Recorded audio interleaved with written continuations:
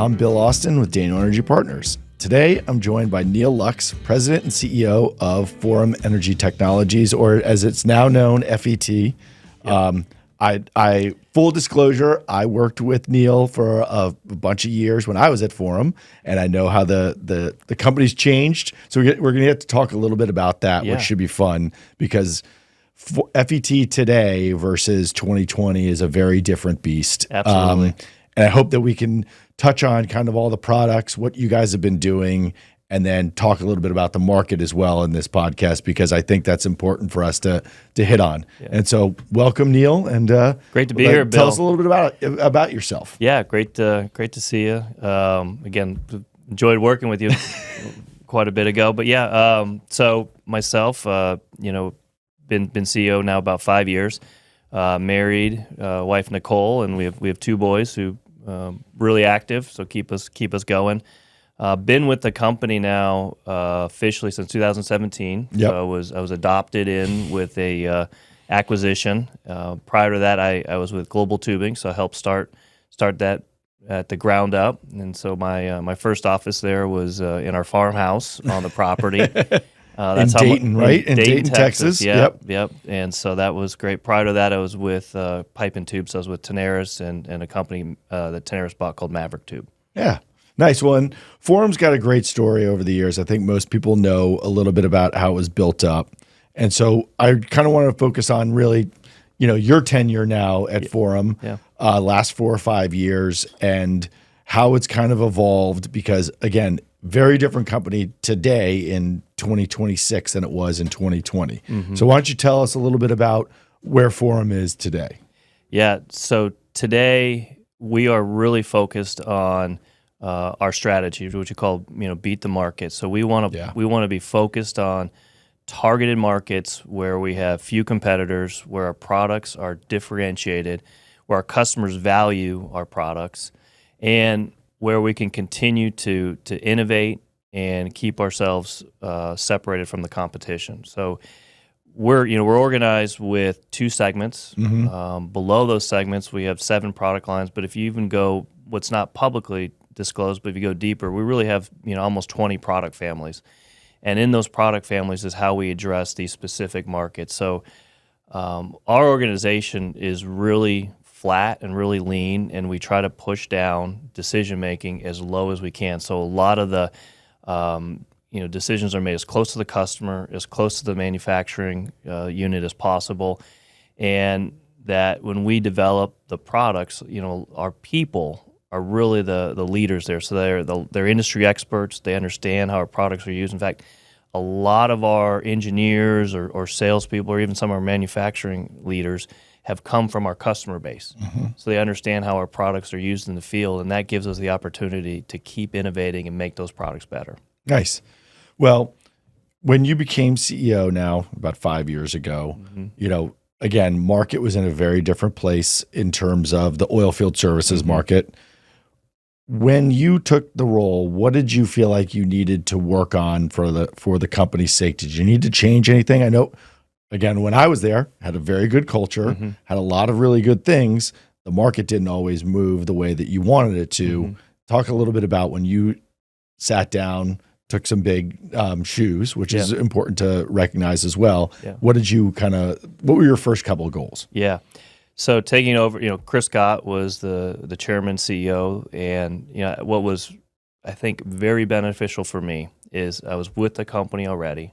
I'd been there, officially since 2017, but had really worked closely for over a decade, but since 2013 at that time, and then I was COO, working for Chris, so I understood all our products. And so really our transformation started before I became CEO. I can recall a time when our current CFO, Lyle Williams, and I, we sat down and said, how are we gonna change the company? Right. And our focus was that every product family needs to stand on its own, that they need to be profitable, they need to generate the right returns, and we need to focus on the winners. And then if there's companies that aren't winners, they have to have a plan to become a winner, or we're going to get out of the business. And so about half of the businesses we got out of, and we just stopped participating in that. The other half, they turned it around. Nice. And that's really, is going to lead into my next question with, and you already brought this up with the beat the market. You guys say this a lot in your earnings calls.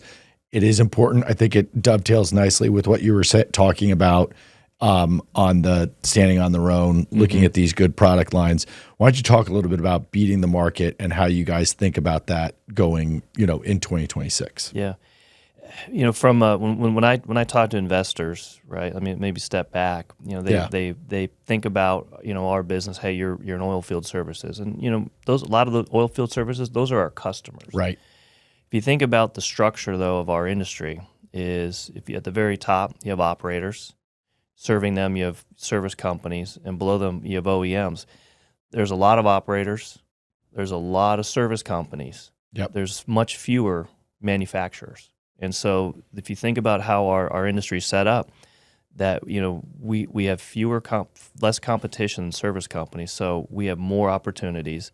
And then you think about our overall business, about 3/4 of our sales are consumables or activity-based consumables, and about half of our sales are outside the U.S. So we're not just stuck here, in U.S. land, for example. We have opportunity around the world. So when we think about beat the market strategy, our goal is to grow faster than global rig count. So if global rig count is up 5%, we want to be up 10% or more. If global rig count's down 10%, we don't want to be down that far. Yep. We want to be with less. So when we think about beat the market, we think about our revenue per rig. Okay. How do we grow that revenue per rig? And so that's an interesting point as well. So you brought up North America and international. Again, Forum's always had that ability to touch all these different markets. North America, the current market, North America feels disciplined. We talk at DEP, we talk about this a lot. Your eventual end customers, the E&P operators, have been extremely disciplined in their capital allocation over the last couple of years. International feels like a good, opportunity set for you guys. So why, things are healthy. Talk a little bit about, let's go North America first, and then we can jump into international a little bit. Yeah. So what really hit me, if you think about our business, again, the consumable part of that. So at your Deer Valley conference, earlier this summer, you had a couple operators, and, they all talked about extending the lateral. Yep. Right. So laterals are longer. That means more stages. And then that's more service intensity. Yep. That means the products that we supply to the service companies are going to be in higher demand. They're going to wear out faster because there's more consumption. So for us, it's not necessary. If there's discipline on the operator side and on the service company side, that means they're not buying a lot of capital equipment. That's okay by us. But they're consuming more of our consumables. That's wireline, that's coiled tubing, that's drilling, mud flow control products. So that's really helpful for us. So the U.S. has been great.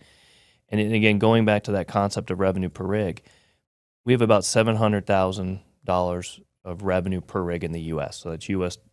sales over U.S. rig count. Internationally, that number is only about $300,000. Yeah. So that's less service intensity. But what we are seeing is a trend towards higher service intensity internationally. We've shipped a lot of products into Argentina. Okay. So you think about there, and what's interesting is that they're almost leapfrogging the technologies that we have in the U.S. So we've shipped probably our latest, high pressure hoses and manifolds that our service companies in the U.S. aren't really using because they haven't upgraded that yet. We've shipped that to Argentina. All right, that's a good opportunity. Yeah, so they're buying the latest. And then you think about the Middle East, another area. So we look at the international and the operators there. They want to be as efficient as we are in the U.S. And so I think that's a great opportunity for us. Well, and that's really, normally we talk about, hey, you're just taking the U.S. technology and bringing it international. That's really interesting. You brought up that they're kind of leapfrogging in ways because their service intensity, they're looking at longer laterals there too, right? Like they have not even been close to what we've been doing here in the United States. But they're committed. But they're committed to that process. That's pretty cool. Yeah. And then I would be remiss if we didn't talk about a market, or we talk about this, or everyone's talking about this, the AI power demand. Yeah, I guess call it that holistic story, right? How do you guys feel like you are, let's not talk about AI in the business right now, but how do you look at that demand for more natural gas, and affecting your business? Yeah, it's for us, really, whether it's oil or gas, it's the same type of products that we sell. So whether, it's oil drilling or gas drilling, that's going to be a great driver for our business. So I love to see, gas demand go up. You also think about LNG, right? So you got the LNG, you got the power demand on gas. Those are two great drivers that we have leading us there. Maybe the other part about the power gen is that we do supply, heat exchangers that go on basically every engine that can be delivered. So we look at, that's how we're going to play. We're early on when power started to get hot, we were, banks would come to us and say, hey, why don't you get in this business? And it really wasn't our core competency. Right. We didn't feel like that we'd be good at it, but we do participate in it on an equipment basis. Right. And we talked about in our last call, one of our innovative products that we just have just sold is our stationary heat exchanger. Yep. So this is for power gen applications that are permanent. We, in our history, and Bill, you know this well. I'm telling you something. You're laughing a little bit because you were part of this acquisition. But we'd bought a company called GHT. Yep. Maybe I think 2017 or 18. Yep. And they were the leader in frac radiators. That's right. Yeah, every not every, but a significant portion of the radiators that were supplied in that build out in 16, 17, 18 were our brand. Yep. Really good brand of radiators. We adapted that first to mobile power. Yep. And then now we've adapted it a third time to stationary power. All right, because it's funny. I was laughing about that because I do remember sitting in all of these meetings as we were proposing the deal, and it was late 2018, which is not great timing. Not great timing. Yeah. But again, thinking about ways that you could take the radiator, the heat exchanger, and use it for other applications. Obviously, that took time. That takes a little extra capital, but it was there as part of the thesis that you could use it for other applications. Right. And again, that's where I think our decentralized organization really thrives, because this was a ground up development. They talked to customers who were, many times the packagers, and they were encouraged to look at developing this, and and they did. So it's a great product. I'm excited about its potential. That's great. I mean, again, because they need engines or some sort of power unit. Radiators go along with that. They have to. Right. So if there's 5,000 or 6,000 engines or more, they're going to be delivered in the next 3 to 5 years. They should all have a radiator on it. That's a huge opportunity for us. That's interesting to hear. And so, ask another question similar to that. Are the operators asking different questions of a product company like you than they were, say, 5 years ago? And how are you answering those questions? Is that new technology?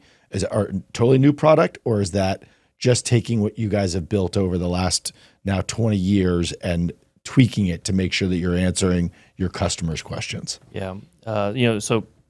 Maybe stepping back again, about half of our customers are operators directly. So we sell directly to operators. The other half would be service companies. So I would say the service companies definitely push the technology, push us to develop, and much more quickly, because I think it's very competitive there.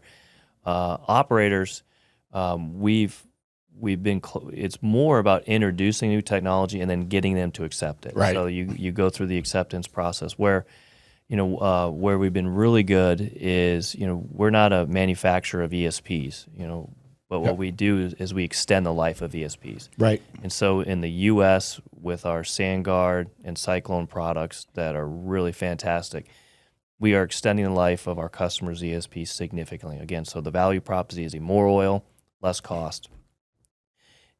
Thinking about operators internationally, they just choose to not protect their ESPs. Okay. That's the status quo. And so our opportunity there is to take the case studies that we've done in the U.S. and push it internationally. And so we've had some great success, and I think that's our long runway. Again, if you go back to revenue per U.S. rig being far higher than international revenue per international rig, our opportunity set is now let's grow that. Right, and it's interesting. Again, you say this like taking U.S. technology case studies here, and then saying to an operator or service company in an international market and saying, here's your opportunity to get either more oil or operate a little bit, more efficiently. Exactly. And I think the having the U.S. as our home market, where I think the pace of development here is much faster, right? The willingness to try new technology is there. Yep. They're always pushing the boundaries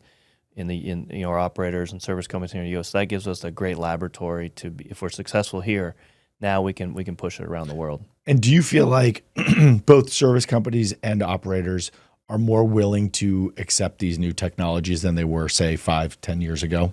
I think that's right. I think they all are trying to do more with less. Right. And if you want to do that, you can only beat the price out of your vendors for so long, and they've done that. Yep. For a while now. So now we have to add that technology if you want the efficiency. And one more thing on the international markets, Canada, which we have not talked about. This you've mentioned it on your calls. Talk a little bit about that market and the opportunity set that you guys see there. Yeah, great market for us. We completed an acquisition at the end of 2023 for a company called Veriperm. They make downhole products that allow. So this is primarily SAGD, so steam-assisted gravity drainage, well, so heavy oil, thermal oil in Canada, where you inject the steam into the reservoir, and then you have a producer well below it. Our products there, allow better steam penetration, and then on the producing well, allow more oil and less sand and less steam to get into the wellbore. So again, more oil, per foot is our goal. And so with Veriperm, we've done an incredible job there. They are the leaders. That they have the best technology. They're really close to their customers, and the people there are fantastic. I just love that group. That's a great platform for us to extend to other areas. So again, coil tubing, very strong there. Wireline, we have very good position there as well. And I think we're trying to piggyback on that success and adding to it. I do think Canada, they have a better political environment now. Yes. And I think what we're seeing is good investment by the operators there. And I think there's a lot of available, reservoir that can be developed. So I think Canada is an exciting place to be. Well, and Canada is a great example of, again, oil at where it is today. Canada becomes a lot more attractive, which is exciting. I think for up there, and that probably changes some of their political decisions when they see oil at 85. Yes, WTI. Well, and I think they did complete pipeline expansions to the West Coast. They're also completing the adding on to LNG as well. So I think that commitment is there. So I think Canada is a great resource. I think it's a great ally of our country. And I hope we have a better political relationship going forward, because I think about our peoples there. We have a lot of employees. Again, I think we share so much between our two countries. I hate to see the acrimony, really.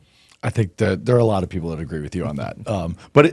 And in that, I've always felt like Canada had some really interesting technologies. The Veriperm, you brought that up. It has always been a little bit difficult to bring some of those technologies down to the lower 48, but it sounds like that's starting to get somewhere for you guys. It is. Another area where it's gone well is Alaska. Okay. Right. So Veriperm's done well there. So that's more project based. But yeah, we're expanding. So we've added to some capacity here in the United States to handle some of that work as well. So yeah, taking the success Veriperm has and expanding on it has been a key. I think the other area that we're looking at, that I think has longer term potential. It's going to take a while. Is Venezuela. Yep. They have the heavy oil as well. So I think we're well positioned by being here in Houston. With this capacity that we can then service Venezuela. We're starting to see progress there already. Right. It was just yesterday. I mean, we're doing this now let's call it mid-August, just in case. But like just yesterday, there was more activity in Venezuela. Smaller companies outside of the Chevrons of the world that are getting involved, which is, I mean, we knew that was going to take time, but it sounds like it is starting to happen. It is starting to happen, and we're seeing it already. We've had significant coil tubing sales into the area, and again, if you go back in time, Venezuela was a great market for a lot of our products, and so we've really been out of there for a long time now. So the fact that it's opening up is a great opportunity for us. Okay, one more market that we'll touch on here before we go some other directions, but offshore. Forum has had a history of participating in the offshore market for a long time. That market obviously has changed and evolved over the last now 10 years, really. How are you guys participating there? Just talk and the opportunity set. Another great opportunity set, it sounds like, for a forum. Yeah, it is. FET. It's going to take me a while on the FET versus forum thing. No, sorry. You're good, Bill. You get a pass. Yeah.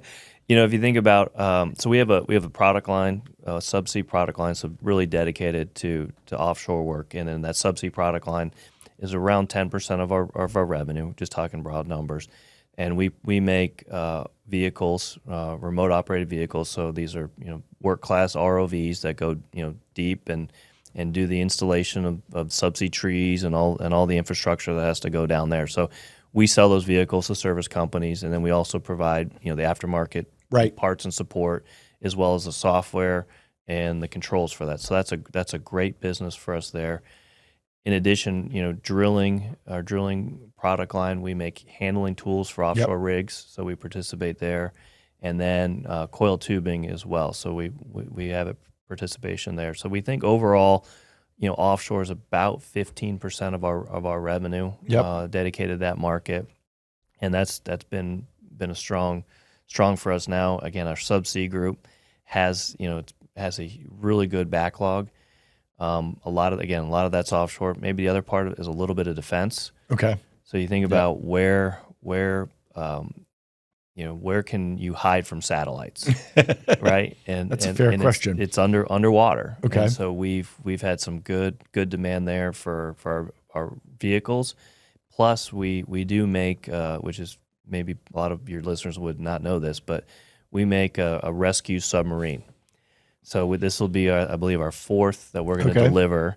We're delivering for a Navy in Asia. But this rescue submarine can go to about 1,500 feet of water depth, made onto a disabled submarine, rescue 15, 20 sailors at a time, and bring them to a hospital vessel. So this is one I remember the first time that you guys were doing this. I was still at Forum. And to me, it always reminded me of like kind of the resiliency and the way thinking outside the box that people at FET do, because this was a whole new way of thinking about it, a whole new product line. There was not a lot of capital there to develop this, and the team really did. I remember being amazed at the progress that they made. This was now like 6-7 years ago. Yes. And that always stuck with me as a way that the people at Forum really did pretty amazing things. Yeah, I agree. It's people led, right? Right. And so you take great engineers, you take an established manufacturing base, established supply chain, and if you can tweak that and create another product and find what we call an adjacent market. Yep. And again, especially one where you have few competitors. Yeah. So we're always looking for this. So yeah, I feel like my job is to just set a vision, but then let these teams run wild, and our people do a great job. So yeah, great example on the defense side there. All right. So one more on just the broader industry, outside of what you guys are doing, or the broader oil field services industry, what part do you feel like investors and, just kind of people on the outside continue to underestimate maybe today? I still think, U.S. land gets underestimated. I mean, depending on where you participate, we talked about the consumables. I mean, that activity just continues to grow. That service intensity continues to move forward. And I know we've, at your all's conferences, the big joke is you can't frack 25 hours a day, right? It's true. But we still are finding, if you look at it, we're still drilling, we're still getting more drilled feet per rig. Yep. We're still getting more stages per rig. So if you go back to that, we're just becoming overall more efficient. And so for us, that just means faster turn on our products, and that's really, really good driver for us. Yeah. I mean, look, we haven't touched on the broader macro kind of 2026 Iran, all Venezuela, but the increase in U.S. production again this year has been something that has been impressive to see. Go ahead. No, it is, and it's,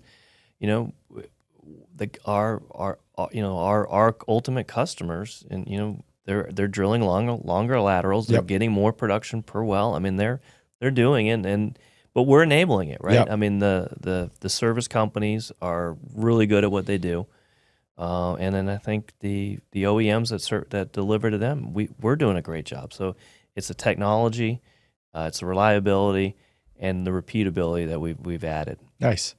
Now we'll get to some of the other stuff. Not about the products, but you've obviously spent a lot of time working on the balance sheet at FET and returning capital to shareholders, and the share price has done extremely well over the last 5 years. Talk to us about how you've thought about that evolution over the last 5 years, and essentially the capital base for the company now. Yeah. Structure.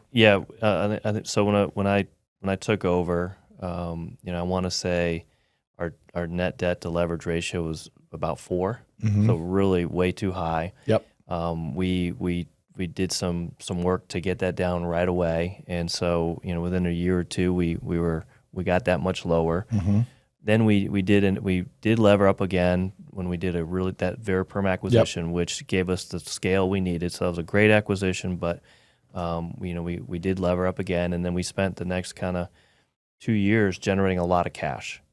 So I think in the last, let's call it 8 or 9 quarters, I think it's over $200 million of cash that we generated. So first we paid down debt, and we got it to an acceptable level. And when we got there, we looked at our share price, and we looked at our free cash flow, and we said, we're generating a free cash flow yield of over 20, sometimes it was 25%. It's pretty nice. You can't buy a business that does that very easily. So we bought ourselves. You said, look, if investors aren't interested, we're gonna buy ourselves. And so we returned a lot of capital. I think we bought back around 8% of our shares. Over the last few years, and by doing that, as well as by continuing to generate cash, and we're a smaller company, right? So we don't have a lot of analyst coverage. So we do give quarterly and annual guidance. We hit that guidance. So we do what we say we're going to do, and we do it continuously. And by doing that, I think we got more and more investor interest, and so I think that's drove the share price. I still think we're now just, I think, equally valued to our peers. On a valuation basis. So I would suggest with our growth rate, we should probably maybe be higher. If you look at our guidance for 26, I think the midpoint is going to be up 35 or 40% versus last year. I don't think there's many people in if you call the broader peer group that have done that, and we're there. And I think it's there for the long term as well. So balance sheet is in great shape. We're under our leverage ratio now. I think let's call it low ones, and if we finish the year, it could be under 1 as well. Which then brings me to the part of the DNA of FET is M&A, and so you're now in a capital structure is a much better place. You're generating free cash flow. How do you guys look at that? M&A targets. It's traditionally been smaller, even though Veriperm was big, it's add-ons, bolt-ons to what Yes. you guys do. How do you guys think about that world today? Yeah, great question. So I think we have the firepower to do acquisitions now. I think more importantly, we don't have to, right? So I think we have a great organic growth story that we could continue to deliver on, and I think that would generate a lot of shareholder value if we did that, and it'd be great for the employees as well. That said, I think we can accelerate that growth if we can find good acquisitions, right? Yep. So we do have a criteria. We want an acquisition of a differentiated product. Yep. They got to have great financial metrics. We want accretion as well to, we got to buy at the right price, and we want to do it without, straining the balance sheet. So if we can hit those, we will absolutely, do acquisitions. And so for us, it's not a theme necessarily. We want to buy great businesses that can be adjacent to or part of our story. And so that's where we're looking. Which makes sense. I mean, it's always been the way that you guys have thought about that, which is important. You don't want to extend yourself too much. Right. And we again talked a little bit at macro. It is, how do you feel about the targets that are out there? It feels like there's not as many as you probably would like, or maybe there are some that you guys have always been thinking about.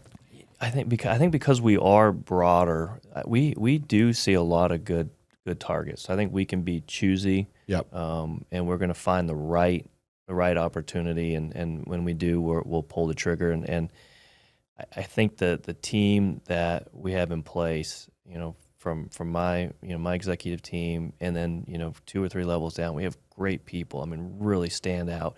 We can execute that integration, and so I have a lot of confidence in that as well. So, yeah, we're on the lookout, but we're going to be very choosy, and we're going to find the right ones.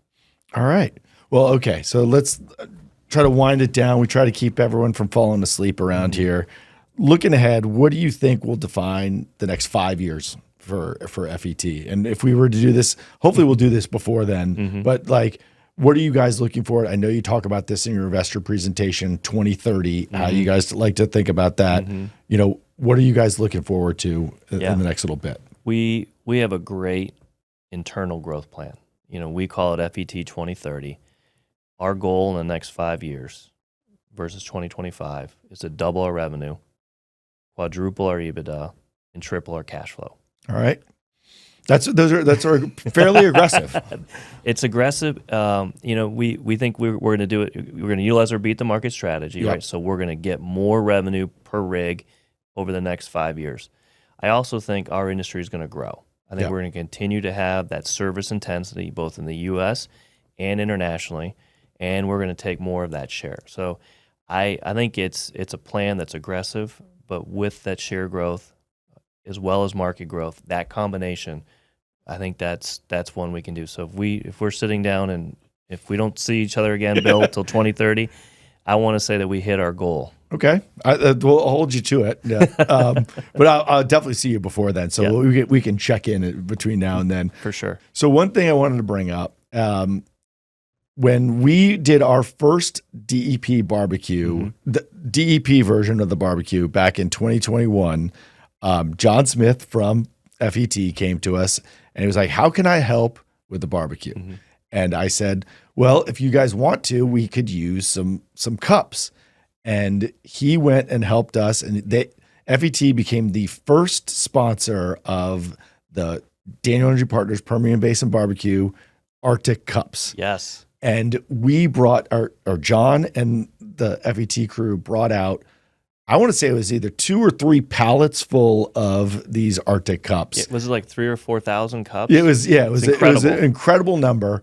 And again, I think it's been one of the more fun stories that we've had with the barbecue over the years. No, I love the cup. If I can tell a little story about that. So I was talking to a competitor CEO.